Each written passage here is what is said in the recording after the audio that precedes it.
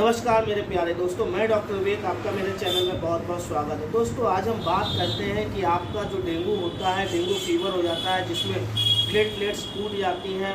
Platelets दोस्तों एक तरीके से हमारे लाल रक्त कणिकाओं में थक्का जमाने वाली कोशिकाएं होती हैं, जो कि प्लेटलेट्स जब टूट जाता है तो समझ लीजिए आपके दोस्तों शरीर में डेंगू फीवर का वायरल जो होता है वो शरीर में प्रवेश कर चुका है। दोस्तों जब भी आप जांच कराते हैं तो आपको पता लगता है कि आपको प्लेटलेट्स जो होती हैं बहुत कम हो गई हैं, 1.5 लाख से बहुत कम आ रही है, 1 लाख से कम है। तो दोस्तों उसमें क्या कंडीशन होती है, क्या प्रॉब्लम आपको होने लगती है, उसके बारे में आपको डिटेल से बताते हैं और उसकी एक होम्योपैथी मेडिसिन बता रहे हैं जो कि आपकी प्रिवेंटिव और फिर आपको रेगुलर यूज़ करने के लिए बहुत ही इफेक्टिव और कारगर होगी। दोस्तों चलिए शुरू करते हैं प्लेटलेट्स कम होने के कारण को।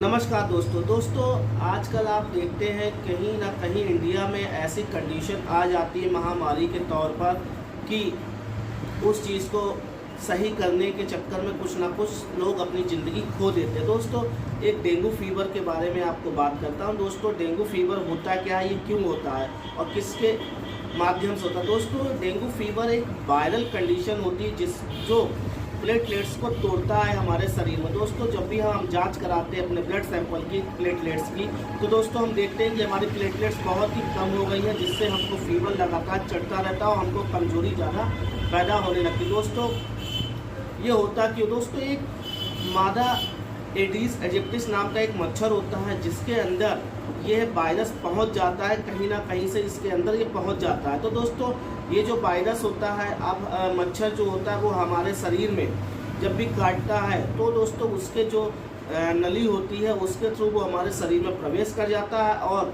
उसके थ्रू हमारे शरीर में जो डेंगू वायरस होता है वो हमारे शरीर में अपनी इम्यूनिटी बढ़ाने लगता है, जिससे हमारी जो प्लेटलेट्स होती है वो टूटने लगती हैं, WBCs हमारी बहुत कम हो जाती है, जो कि उसके अगेंस्ट काम नहीं कर पाती, जिसके कारण हमको फीवर होने शुरू हो जाता है। दोस्तों इस डेंगू फीवर के कारण हमारे देश में कई लोगों ने अपनी जान भी खो दी है। दोस्तों इस डेंगू फीवर में ऐसी क्षमता होती है कि हमारे शरीर में जान तक चली जाती है। कई ऐसे हमारे शहर हैं जहां पर अगर आंकड़ा देखा जाए तो डेंगू फीवर के कारण बहुत से लोग मृत हो जाते हैं। दोस्तों इसमें होता क्या है कि जब भी आपको डेंगू फीवर होगा यानी डेंगू होगा तो उसमें होता क्या, सबसे पहले हमारे शरीर की जो प्लेटलेट्स होती है वो टूटनी शुरू हो जाती है। जब भी आपकी प्लेटलेट्स टूटने लगती है आपको कमजोरी होने लगती है। उसी के साथ साथ दोस्तों आपके मसल्स में पेन होने लगता है। सबसे ज़्यादा लेग्स पर मतलब पैरों पर ज़्यादा इसका असर होता है, क्योंकि दोस्तों ये इतनी तगड़ी वायरस होता है, ये आपके मसल्स को इतना वीक कर देता है कि आप खड़े तक नहीं हो सकते। क्योंकि दोस्तों इसको हम हड्डी तोड़ फीवर भी बोल देते हैं, हड्डी तोड़ बुखार भी बोल देते हैं। दोस्तों मैंने ऐसे कई पेशेंट देखे हैं जो बेचारे इस चीज़ से कंडीशन से बहुत ही जूझ रहे थे। और दोस्तों इसके बारे में आपको और बता देता हूं कि दोस्तों जब भी ये डेंगू फीवर होगा आपके शरीर में लाल लाल से चकत्ते पड़ना शुरू हो जाते हैं। मतलब दोस्तों आपकी इंटरनल ब्लीडिंग शुरू हो गई। मतलब दोस्तों क्या होता है, जब भी आपके प्लेटलेट्स टूटना शुरू होते हैं, प्लेटलेट्स आपकी बॉडी में शरीर में कम हो जाते हैं, तब आपको कमजोरी होने लगती है। और साथ ही साथ दोस्तों कमजोरी के साथ साथ आपके जो इंटरनल ब्लीडिंग स्टार्ट होती है, मतलब आपको इंटरनल ऑर्गन्स जो होते हैं वो भी धीरे धीरे कमज़ोर हो जाते हैं, जिसके चक्कर ब्लीडिंग शुरू हो जाती है। आपको लाल चकत्ते, लाल दाने वगैरह पड़ने शुरू हो जाएंगे शरीर में। तो आप समझ जाइए कि आपको डेंगू फीवर या प्लेटलेट्स आपकी लो होने लगेंगी। दोस्तों अब हम कुछ इसके लक्षणों की बात कर लेते हैं। इसमें लक्षण कैसे क्या आपको दिखाई देंगे। दोस्तों इसमें क्या होता है, सबसे ज़्यादा तो पहले ऊपर आपके हाथ पैर दर्द होने लगेंगे। सबसे ज़्यादा पैरों पर असर होता है।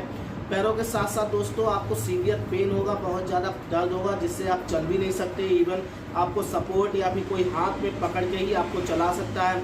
मस्कुलर इतना पेन होगा कि आप ऐसे सोचें कि आपकी टांगें टूट गई हों, और इतना बहुत से सीवियर दर्द होता है जिसको हम हड्डी तोड़ फीवर भी बोल देते हैं। दोस्तों इन सब कंडीशनों के साथ साथ आपको नोजिया, वोमिटिंग, मतलब बहुत ज़्यादा उल्टी भी आती है। किन्हीं पेशेंटों को तो बहुत ज़्यादा सीवियर वोमिटिंग होती है, जिससे कारण उनके अंदर डिहाइड्रेशन हो जाता है और वो बहुत ज़्यादा कमज़ोर हो जाता है। दोस्तों इसमें फीवर बहुत ज़्यादा होता है, हाई ग्रेड फीवर होता है। जिस दिन से आपको फीवर स्टार्ट होता है तभी समझ लीजिए कि आपके शरीर में लाल चकत्ते पड़ना शुरू हो जाएंगे। दोस्तों इसका पीरियड जो होता है 14 दिन से 24 दिन तक होता है, परंतु दोस्तों ये 14 दिन तक आपके शरीर की ऐसी हालत कर देता है कि आप बिल्कुल उठने के लायक नहीं रह जाते।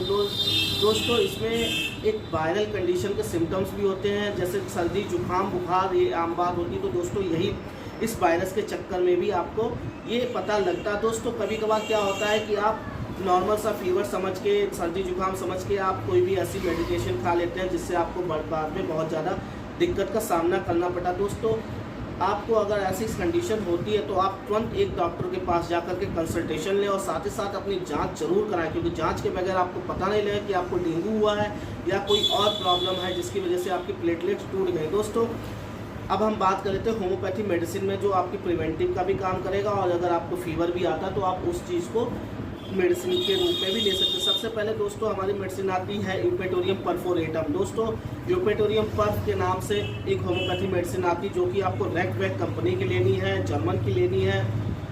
और दोस्तों इसकी 30 पोटेंसी आपको लेनी है। ये 30 पोटेंसी दोस्तों जब भी आपको अगर फीवर आ रहा है और आपको ऐसा लग रहा है कि हाँ डेंगू है, तो दोस्तों आप इसको हर 2-2 बूंदे हर 2 घंटे बाद रिपीट करना शुरू कर दें। और साथ में अगर आपको नोजिया वगैरह भी फील होता है तो साथ में दोस्तों आर्सेनिक एल्बम 2-2 बूंदे हर 3 घंटे बाद रिपीट करना शुरू करें। दोस्तों ये दोनों दवाई बहुत ही इफेक्टिव और कारगर है। अगर दोस्तों आपको प्रिवेंटिव के रूप में लेना है तो आपको आर्सेनिक एल्बम की 200 पोटेंसी और यूपेटोरियम पर्फ की 200 पोटेंसी में अल्टरनेट डेज पर लेनी है।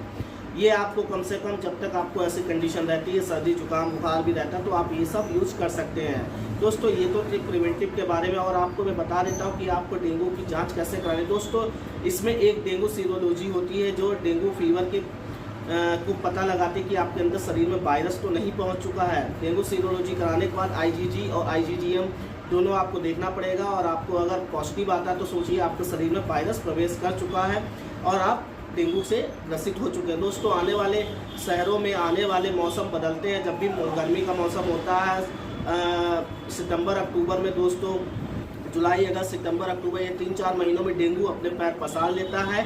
इससे आपको बचाव करने हैं। अपने घर के आसपास की सफाई जरूर रखें। अगर पानी आपका इकट्ठा रहता है तो आप उसको ज़रूर बहा दें, क्योंकि दोस्तों ये अगर आपने एक जगह पर पानी स्टोर कर रखा है या फिर गंदगी ज़्यादा, तो वहाँ पर ये मच्छर ज़्यादा पनपते हैं और साथ ही साथ दोस्तों वायरस होने के ज़्यादा खतरे होते हैं। दोस्तों आशा करता हूँ आपको ये वीडियो समझ में आ गया होगा। अगर समझ में आ गया तो लाइक करें, शेयर करें और सब्सक्राइब करें। सब्सक्राइब करने के साथ साथ दोस्तों बेल आइकन के बटन को जरूर दबाएँ और दोस्तों मेरे वीडियो आप लोगों को पहुंच जाएंगे। दोस्तों मैं ऐसे ही नॉलेजेबल डिसीज से रिलेटेड, मेडिसिन से रिलेटेड वीडियो बनाता रहता हूं और आप तक पहुंचाता रहता हूं। अगर दोस्तों आपको कोई भी समझ में नहीं आता है किस बीमारी या क्या चीज़ की मेडिकेशन करनी, तो हमारे माध्यम से ईमेल, व्हाट्सएप के माध्यम से आप हमको संपर्क कर सकते हैं और हम आपको उसको इलाज बता देंगे।